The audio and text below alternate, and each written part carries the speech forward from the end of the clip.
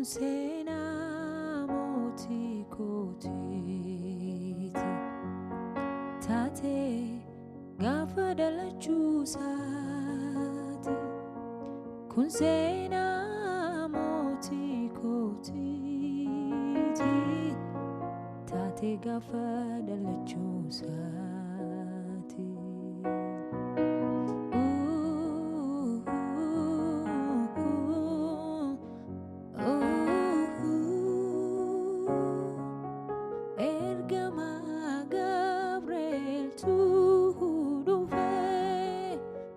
Gara Maariyaam ishee Yoosefiif kaadhimamtee nagaan siif haa ta'u ayyaana qabeetti Waaqayyo biraa ayyaana argattee ta'uutii hin sodaatin kun oolma sindeessa maqaasaa immoo Yesuus Yesuus jettee moggaasta.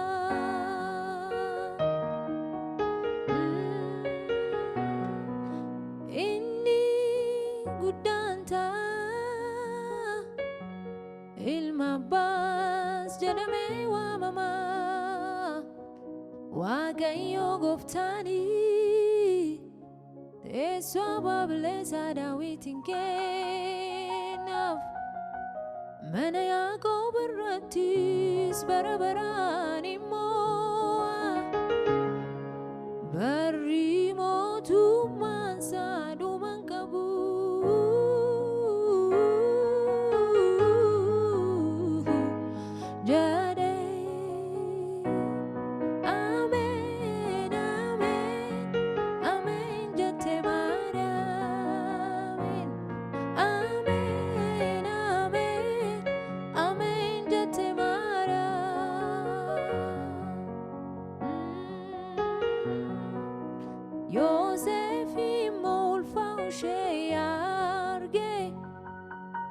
Dhoksaatti ishee dhiisuu yaade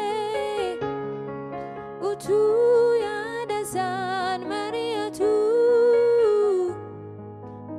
ergamaan abjuun itti dhufe hin sodaatin kaadhimaa kees fudhachuun isin ishee hafuura qulqulluudhaan ulfoofte ilma sindeessi maqaasaa immoo Yesuus Yesuus jettee moggaasti.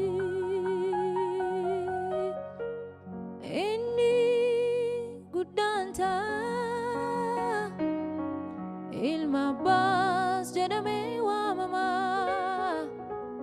Waaqayyo gooftaanii teessoo abbaa bilisa Daawitiin kennaaf mana Yaaqoob irratti bara baraan immoo saba isaas cubbuu isaan irraan furaa.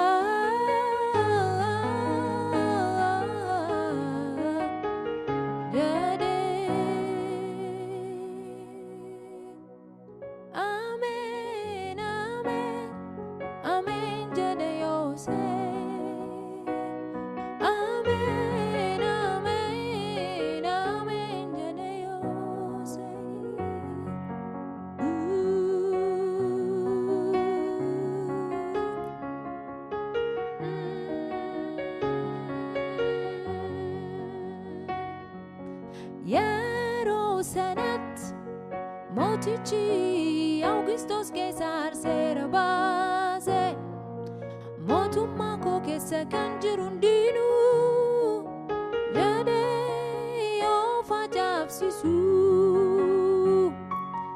Yoosefiinis seera mootichaa raawwachuuf jedhee kaadhimaa isaa Maariyaamiin qabate. Naazreetii ba'ee magaalaa Yihuudaa mandara Daawit Beetlihemiin ga'ee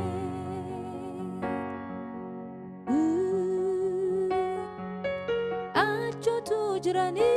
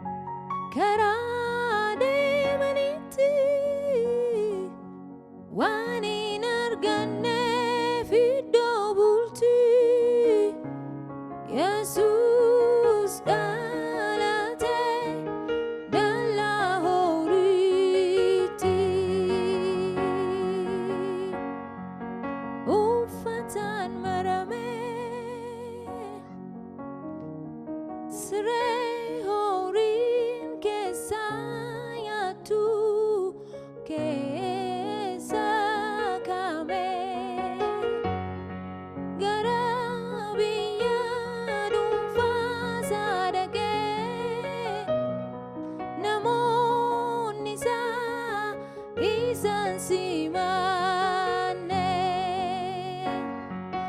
Gara biyya dhuunfaa sadaqee namootni isaa isaan simanne. Gara biyya dhuunfaa sadaqee namootni isaa isaan simanne. Gara biyya dhuunfaa sadaqee namootni isaa isaan simanne. Gara biyya dhuunfaa sadaqee namootni isaa isaan simanne. Namootni isaa isaan simanne.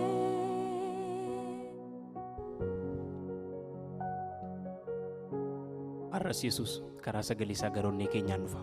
Balbala isa rukuta. Kaan keenya jibbii onnee keenya guuteera. Yesuusiif bakki hin jiru. Kaan keenya dhibaa'ummaan nu hidheera. Irraa banuuf humna hin qabnu.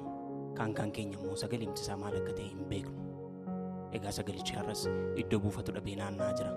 Akka irraa bannee ol isa simannuuf iji qalbii keenyaa nuuf haasaa qaba.